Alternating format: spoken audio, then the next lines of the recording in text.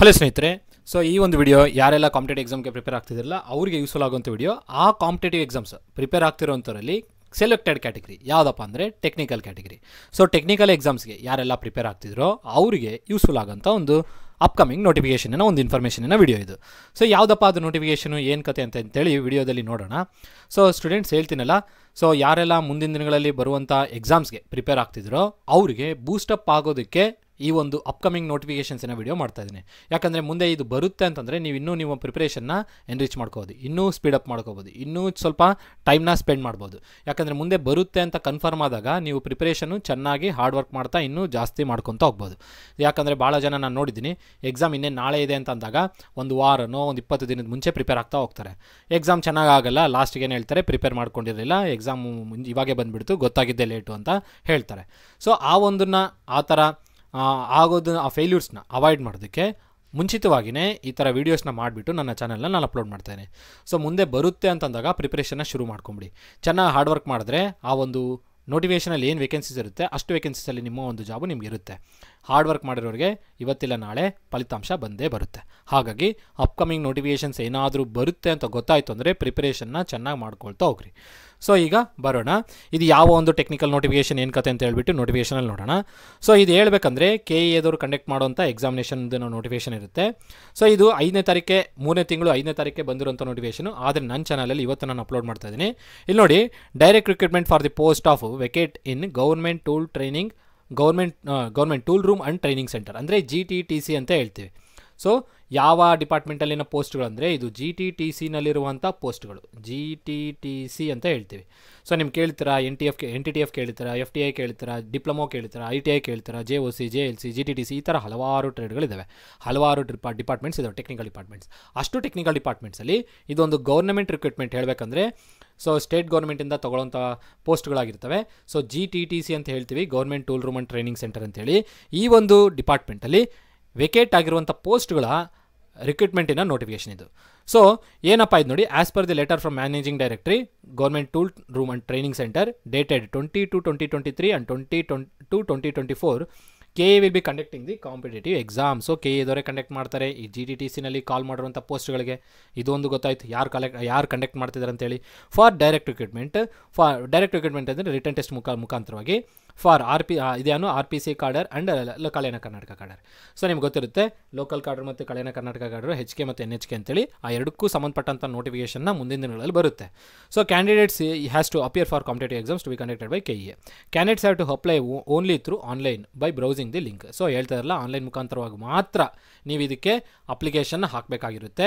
ಆ ಲಿಂಕ್ನ KE ವೆಬ್ಸೈಟಲ್ಲಿ ಮುಂದಿನ ದಿನಗಳಲ್ಲಿ ಅಪ್ಲೋಡ್ ಮಾಡ್ತಾರೆ. ಅದು ಯಾವತ್ತು ಏನು ಕತೆ ಅಂತ ಮುಂದೆ ಹೇಳ್ತೀನಿ.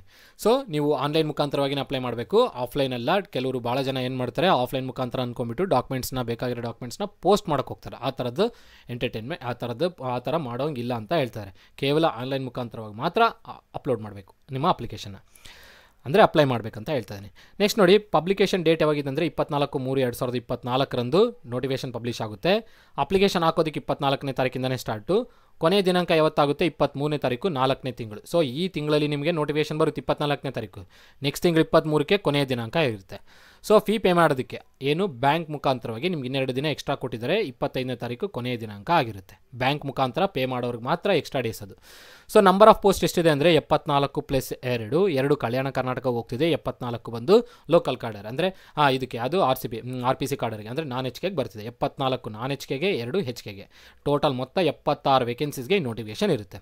ಈ ಒಂದು ನೋಟಿಫಿಕೇಷನ್ನ ಮುಂದಿನ ದಿನಗಳಲ್ಲಿ ನೀವು KE ವೆಬ್ಸೈಟಲ್ಲಿ ನೋಡ್ಬೋದು. ಬಂದಿದ್ದ ದಿನ ನಾನು ಅಪ್ಲೋಡ್ ಮಾಡ್ತೀನಿ, ಎಷ್ಟು ವೇಕೆನ್ಸಿ ಯಾರ್ಯಾರಿಗಿದೆ ಅಂತ ಹೇಳ್ಬಿಟ್ಟು ಅದ್ರ ಮೇಲೂ ಒಂದು ವೀಡಿಯೋ ಮಾಡಿ ಬಿಡ್ತೀನಿ. ಓಕೆನಾ? ಸೊ ನೋಡಿ, ಡೀಟೇಲ್ಡ್ ನೋಟಿಫಿಕೇಷನು ನಿಮಗೆ KE ವೆಬ್ಸೈಟಲ್ಲಿ ಅವೈಲೇಬಲ್ ಇರುತ್ತೆ. ಆ ನೋಟಿಫಿಕೇಷನಲ್ಲಿ ಎಜುಕೇಷನಲ್ ಕ್ವಾಲಿಫಿಕೇಷನ್ ಇರ್ಬೋದು, ಪೇ ಸ್ಕೇಲ್ ಇರ್ಬೋದು, ಕ್ಯಾಟಗರಿ ವೈಸ್ ಡಿಸ್ಟ್ರಿಬ್ಯೂಷನ್ ಇರ್ಬೋದು, ಪೋಸ್ಟ್ಗಳದ್ದು ಏಜ್ ಏನು, ಎಲಿಜಿಬಿಲಿಟಿ ಕಂಡೀಷನ್ಸ್ ಏನು, ಎಕ್ಸಾಮ್ ಪ್ಯಾಟರ್ನ್ ಯಾವ ಥರ ಇರುತ್ತೆ, ಸೆಲೆಕ್ಷನ್ ಕ್ರೈಟೀರಿಯಾ ಯಾವ ಥರ ಇರುತ್ತೆ, ಇದೆಲ್ಲ ಡೀಟೇಲ್ಡಾಗಿ ನೋಟಿಫಿಕೇಷನಲ್ಲಿ ಮೆನ್ಷನ್ ಮಾಡ್ತಾರೆ. ಸೊ ಮುಂದಿನ ದಿನಗಳಲ್ಲಿ ಬರುವಂಥ ನೋಟಿಫಿಕೇಷನಲ್ಲಿ ನೀವು ಇಷ್ಟೆಲ್ಲ ಡೀಟೇಲ್ಸ್ನ ನೋಡ್ಬೋದು. ಓಕೆನಾ? ಸೊ ಇಷ್ಟನ್ನು ಈ ನೋಟಿಫಿಕೇಷನಲ್ಲಿ ಕೊಟ್ಟಿದ್ದಾರೆ. ಮುಂದಿನ ದಿನಗಳಲ್ಲಿ ನೋಟಿಫಿಕೇಷನ್ ಬಂದಿದ್ದೇ ನಾನು ನಿಮಗೆ ತಿಳಿಸ್ತೀನಿ. ಸೊ ಇಲ್ಲಿ ಏನು ಮೆನ್ಷನ್ ಮಾಡಿದ್ದಾರೆ ವೇಕೆನ್ಸೀಸು, ಅದು ಟೆಂಟೇಟಿವ್ ಅಂದರೆ ಪ್ರಾವಿಷನಲ್ ಆಗಿದೆ. ಮುಂದಿನ ದಿನಗಳಲ್ಲಿ ವೇಕೆನ್ಸೀಸ್ ಇನ್ಕ್ರೀಸ್ ಇನ್ಕ್ರೀಸು ಆಗ್ಬೋದು, ಕಮ್ಮಿನೂ ಆಗ್ಬೋದು, ಹೇಳೋಕೆ ಬರಲ್ಲ. ಬಟ್ ಪ್ರೆಸೆಂಟ್ ತಾತ್ಕಾಲಿಕವಾಗಿರುವಂಥ ವೇಕೆನ್ಸಿ ಅದು. ಆದರೆ ನೋಟಿಫಿಕೇಶನ್ ಬರೋದಂತೂ ಕಾಯಂ. ಸೊ ಯಾರೆಲ್ಲ ಟೆಕ್ನಿಕಲ್ ಸೆಕ್ಟ್ರಲ್ಲಿ ಪ್ರಿಪೇರ್ ಆಗ್ತಿದ್ದಾರಲ್ಲ, ಟೆಕ್ನಿಕಲ್ ಪೋಸ್ಟ್ಗಳಿಗಾಗಿ, ಟೆಕ್ನಿಕಲ್ ಜಾಬ್ಸ್ಗಾಗಿ ಅವ್ರಿಗೆ ಇದೊಂದು ಒಳ್ಳೆಯ ಅಪಾರ್ಚುನಿಟಿ ಅಂದ್ಕೊಳ್ಬೋದು. ಸೊ ನನ್ನ ಪ್ರಕಾರ ಇಲ್ಲಿ ಮೆಕ್ಯಾನಿಕಲ್ಗೆ ನೀವು ನೋಡ್ತೀರಾ, ಆಟೋಮೊಬೈಲ್ ಅವ್ರಿಗೂ ನೋಡ್ಬೋದು, ಇ ಸಿ ಹಾಗೂ ಟ್ರಿಪಲ್ ಇ ಅವರು ನೋಡ್ಬೋದು ಅಂತ ಅಂದ್ಕೊಳ್ತೀನಿ. ಮತ್ತು ಆಮೇಲೆ CS ಡಿಪಾರ್ಟ್ಮೆಂಟ್, ಇಷ್ಟು ಡಿಪಾರ್ಟ್ಮೆಂಟ್ಗೆ ವೇಕೆನ್ಸೀಸ್ನ ಕಾಲ್ ಮಾಡ್ಬೋದು ಅಂತ ಅಂದ್ಕೊಂಡಿದ್ದೀನಿ. ಯಾಕಂದರೆ ಇದೊಂದು ಟೀಚಿಂಗ್ ಪೋಸ್ಟ್, ಹೇಳಬೇಕಂದ್ರೆ ಲೆಕ್ಚರರ್ ಪೋಸ್ಟ್ ಆಗಿರುತ್ತೆ. ಕ್ವಾಲಿಫಿಕೇಷನ್ ನನ್ನ ಪ್ರಕಾರ BE ಮೆನ್ಷನ್ ಮಾಡ್ಬೋದು ಅಥವಾ ಡಿಪ್ಲೊಮಾ ಮೆನ್ಷನ್ ಮಾಡ್ಬೋದು. ಡಿಪ್ಲೊಮಾ ಕಮ್ಮಿ ಇರುತ್ತೆ ಅನಿಸುತ್ತೆ, ನನ್ನ ಪ್ರಕಾರ BE ಇರ್ಬೋದು ಅನಿಸುತ್ತೆ. ಸೊ BE ಲೆವೆಲ್ಗೆ ನೀವು ಪ್ರಿಪರೇಷನ್ ಮಾಡ್ತಿರೋರಿಗೆ ಯೂಸ್ಫುಲ್ ಆಗುತ್ತೆ ನೋಡಿ. ಸೊ ಯಾರೆಲ್ಲ ಅಸಿಸ್ಟೆಂಟ್ ಇಂಜಿನಿಯರ್ ಲೆವೆಲ್ಗೆ ಪ್ರಿಪೇರ್ ಆಗ್ತಿರ್ತಾರಲ್ಲ, ಚೆನ್ನಾಗಿ ಯೂಸ್ಫುಲ್ ಆಗುವಂಥ ಒಂದು ನೋಟಿಫಿಕೇಶನ್ ಇದು.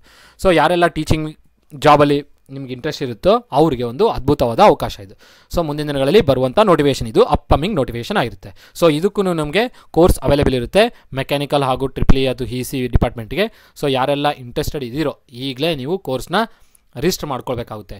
ಕೋರ್ಸ್ನ ರಿಜಿಸ್ಟರ್ ಮಾಡ್ಕೊಳ್ಳೋದಕ್ಕೆ ನೀವು ಈ ಮೆಕ್ಯಾನಿಕಲ್ಗೆ, ನಾನು ಹೇಳ್ತಿರೋದು ಮೆಕ್ಯಾನಿಕಲ್ ಡಿಪಾರ್ಟ್ಮೆಂಟ್ಗೆ, ಈ ನಂಬರ್ಗೆ ಕಾಲ್ ಮಾಡಿ 9964600913. ಮೆಕ್ಯಾನಿಕಲ್ಗೆ ಏನಾದರೂ ಕೋರ್ಸ್ ಬೇಕು ರಿಜಿಸ್ಟ್ರೇಷನ್ ಮಾಡ್ಕೊಳ್ಬೇಕು, ಕೋರ್ಸಿನ ಡೀಟೇಲ್ಸ್ನ ಪಡೆದುಕೊಳ್ಬೇಕಂದ್ರೆ ಆ ನಂಬರ್ಗೆ ನೀವು ಕಾಲ್ ಮಾಡಬೇಕಾಗುತ್ತೆ. ಅದು ಬಿಟ್ಟು ಟ್ರಿಪಲ್ ಇಗಾದರೆ 844, ಒಂದು ವೇಳೆ ಟ್ರಿಪಲ್ ಇಗೆ ಮಾಡೋದೇ ಆದರೆ ಈ ನಂಬರ್ಗೆ ಕಾಲ್ ಮಾಡಿ 8431 ಈ ನಂಬರ್ ಕಾಲ್ ಮಾಡಿದ್ರೆ ನೀವು EC ಅವರು ಹಾಗೂ ಟ್ರಿಪಲ್ ಇ ಅವರಿಗೆ ಕೋರ್ಸಿನ ಇನ್ಫಾರ್ಮೇಷನ್ನ ಕೊಡ್ತಾರೆ. ಓಕೆನಾ? ಮೆಕ್ಯಾನಿಕಲ್ ಆದರೆ ಮೇಲ್ಗಡೆ ಹೇಳಿದ್ದೀನಲ್ಲ 9964600913 ಆ ನಂಬರ್ಗೆ ನೀವು ಕಾಲ್ ಮಾಡಿದ್ರೆ ಮೆಕ್ಯಾನಿಕಲ್ ಹಾಗೂ ಆಟೋಮೊಬೈಲ್ ಅವರು ಆ ನಂಬರ್ಗೆ ಕಾಲ್ ಮಾಡಿಬಿಟ್ಟು ಕೋರ್ಸಿನ ಡೀಟೇಲ್ಸ್ನ ಪಡೆದುಕೊಳ್ಬೋದು. ಸೊ ಇದಕ್ಕೂ ನಮ್ಮ ಹತ್ರ ಕೋರ್ಸ್ ಅವೈಲೇಬಲ್ ಇರುತ್ತೆ. ಮುಂದೆ ಇನ್ನು RRB JEನೂ ನೋಟಿಫಿಕೇಷನ್ ಇದೆ. ನೀವು ಹೇಳಿದ್ದಂಗೆ ಅವರು ಮಾರ್ಚ್ ತಿಂಗಳಲ್ಲಿ, ನಾನು ಅಂದ್ಕೊಂಡಂಗೆ ಮಾರ್ಚ್ ತಿಂಗಳಲ್ಲಿ ಟೆಕ್ನಿಷಿಯನ್ ಪೋಸ್ಟ್ ಬರಬೇಕಾಯಿತು, ಬಂದಿದೆ. ಅವರು ಕ್ಯಾಲೆಂಡ್ರನ್ನು ರಿಲೀಸ್ ಮಾಡಿದ್ರು. ಇನ್ನು ನೆಕ್ಸ್ಟ್ JE ಪೋಸ್ಟ್ ಒಂದಿದೆ. JEನೂ ನನ್ನ ಪ್ರಕಾರ ಜೂನ್ ಅಥವಾ ಜುಲೈ ತಿಂಗಳಲ್ಲಿ ಬರಬಹುದು ಅಂತ ಅಂದ್ಕೊಂಡಿದ್ದೀನಿ. ಹೆಚ್ಚು ಕಮ್ಮಿ ಆದರೆ ಮೇ ತಿಂಗಳಲ್ಲೂ ಬರ್ಬೋದು. ಬಟ್ ಜೂನ್ ಜುಲೈನಲ್ಲಂತೂ 100% ಬಂದಿರುತ್ತೆ. ಯಾರೆಲ್ಲ JE ಪೋಸ್ಟ್ಗೆ ಸೆಂಟ್ರಲ್ ರೈಲ್ವೇಸಲ್ಲಿ ತೊಗೊಳ್ಬೇಕಂತಿದ್ರಲ್ಲ, JE ಪೋಸ್ಟನ್ನ ಗ್ರ್ಯಾಬ್ ಮಾಡ್ಕೊಳ್ಬೇಕನ್ನೋರಿಗೆ ಈ ಒಂದು ನೋಟಿಫಿಕೇಷನ್ ಯೂಸ್ಫುಲ್ ಆಗ್ಬೋದು ಮುಂದಿನ ದಿನಗಳಲ್ಲಿ. ಯಾವುದು ಜೂನ್ ಜುಲೈನಲ್ಲಿ ಬರುವಂಥ JE ನೋಟಿಫಿಕೇಷನ್, ಯಾವುದರಿಂದ? RRB ಕಡೆಯಿಂದ, ಇದ್ಯಾವುದು ರೈಲ್ವೆ ರಿಕ್ರೂಟ್ಮೆಂಟ್ ಬೋರ್ಡಿಂದ. ಸೊ ಅದಿನ್ನೂ ಬಂದಿದ್ದೆ, ನಾನು ಅದ್ರ ಮೇಲೂ ವಿಡಿಯೋ ಮಾಡಿಬಿಡ್ತೀನಿ. ಅದಕ್ಕೂ ಕೋರ್ಸ್ ಅವೈಲೇಬಲ್ ಇರುತ್ತೆ. ಸೊ ಮುಂದಿನ ದಿನಗಳಲ್ಲಿ ಈ ಹೇಳಬೇಕಂದ್ರೆ RRBಗೆ ಮುಂಚಿತದಿಂದನೇ ಸ್ಟಾರ್ಟ್ ಮಾಡ್ತೀವಿ. ಯಾಕಂದರೆ ಅದು ನೋಟಿಫಿಕೇಷನ್ ಅಂತೂ ಬರೋದು ಕಾಯಂ ಇದೆ. So interested candidates, course start ಆಗಿದ್ದೆ ಇಂಟ್ರೆಸ್ಟೆಡ್ ಆಗಿರೋ ಕ್ಯಾಂಡಿಡೇಟ್ಸು ನೀವು ರಿಜಿಸ್ಟರ್ ಮಾಡ್ಕೊಳ್ಬೋದು ಕೋರ್ಸ್ ಸಂಬಂಧಪಟ್ಟಂಥ ಇನ್ಫಾರ್ಮೇಷನ್ ಗ್ರ್ಯಾಬ್ ಮಾಡಿಬಿಟ್ಟು. ಸೊ ಇಷ್ಟೇನು ಹೇಳ್ತಾ ವಿಡಿಯೋ ಎಂಡ್ ಮಾಡ್ತಾ ಇದ್ದೀನಿ. ಸೊ ಯಾರಿಗಾದ್ರೂ ಏನಾದರೂ ಡೌಟ್ಸ್ ಇತ್ತಂದರೆ ಕಮೆಂಟ್ ಸೆಷನಲ್ಲಿ ಮೆನ್ಷನ್ ಮಾಡಿ. ಮುಂದೆ ಇನ್ನೂ ಭಾಳಷ್ಟು ನೋಟಿಫಿಕೇಷನ್ಸ್ ಇದ್ದಾವೆ. ವಾಟರ್ ರಿಸೋರ್ಸ್ ಇರ್ಬೋದು, RTO ಇರ್ಬೋದು, BWSSB ಇರ್ಬೋದು, ಇನ್ನು BMRCL ಇರ್ಬೋದು, ಅಥವಾ KPCLದು, KPTCLದು ಸಾಕಷ್ಟು ನೋಟಿಫಿಕೇಷನ್ಗಳು ಹೊರಗಡೆ ಬರುತ್ತೆ. ಸೊ ಪ್ರಿಪರೇಷನ್ ಮಾಡ್ತಿರೋರ್ಗಂತೂ 100% ಬೆನಿಫಿಟ್ ಆಗೇ ಆಗುತ್ತೆ. ಇವತ್ತಿಲ್ಲ ನಾಳೆ ನಿಮ್ಮ ಕೈಯಲ್ಲಿ ನಿಮ್ಮ ಜಾಬ್ ಇರುತ್ತೆ, ನೀವು ಪ್ರಿಪರೇಷನ್ ಮಾಡ್ತಾ ಇದ್ದರೆ. ಪ್ರಿಪರೇಷನ್ ಮಾಡ್ತಾ ಇಲ್ಲ ಅಂತಂದರೆ ನಿಜವಾಗ್ಲೂ ಯಾವುದೇ ಕಾರಣಕ್ಕೂ ಜಾಬು ಆಗದೇನೂ ಚಾನ್ಸಸ್ ಇರುತ್ತೆ. ಪ್ರಿಪರೇಷನ್ ಮಾಡಿ ನಿಮ್ಮ ಜಾಬು ನಿಮಗೆ ಸಿಕ್ಬಿಡುತ್ತೆ. ಹಾರ್ಡ್ ವರ್ಕ್ ಮಾಡಿರೋರಿಗೆ ಇವತ್ತಿಲ್ಲ ನಾಳೆ ಖಂಡಿತವಾಗ್ಲಿ ಫಲಿತಾಂಶ ಬಂದೇ ಬರುತ್ತೆ. ಓಕೆನಾ? ಸೊ ಯಾರಿಗಾದ್ರು ಏನಾದರೂ ಡೌಟ್ ಇತ್ತಂದರೆ ಇನ್ನೊಂದ್ಸಲ ಹೇಳ್ತೀನಿ, ಕಮೆಂಟ್ ಸೆಷನಲ್ಲಿ ಮೆನ್ಷನ್ ಮಾಡಿ. ಆ ಒಂದು ಕಮೆಂಟ್ನ ನೋಡಿಕೊಂಡು ನಾನು ನಿಮಗೆ ರಿಪ್ಲೈ ಕೊಡ್ತೀನಿ. ಸೊ ಡೀಟೇಲ್ಸ್ ಹೇಳಿದೆನಲ್ಲ, ಕೋರ್ಸ್ ಬೇಕನ್ನೋರ್ಗೂ ಮೇಲೆ ಮತ್ತು ಕೆಳಗಡೆ ಬರೆದಿರೋಂಥ ನಂಬರ್ಸ್ಗೆ ನೀವು ಕಾಲ್ ಮಾಡಿಬಿಟ್ಟು ತಿಳಿದುಕೊಳ್ಬೋದು. ಇಷ್ಟು ಹೇಳ್ತಾ ವಿಡಿಯೋ ಎಂಡ್ ಮಾಡ್ತೇನೆ. ವಿಡಿಯೋ ಇಷ್ಟ ಆದರೆ ಲೈಕ್ ಮಾಡಿ, ಚಾನಲ್ಗೆ ಸಬ್ಸ್ಕ್ರೈಬ್ ಆಗಿ, ನಿಮ್ಮ ಫ್ರೆಂಡ್ ಜೊತೆ ಶೇರ್ ಮಾಡಿ. ಇಷ್ಟ ಹೇಳ್ತಾ ವಿಡಿಯೋ ಎಂಡ್ ಮಾಡ್ತೀನಿ. ಧನ್ಯವಾದಗಳು ಎಲ್ಲರಿಗೂ.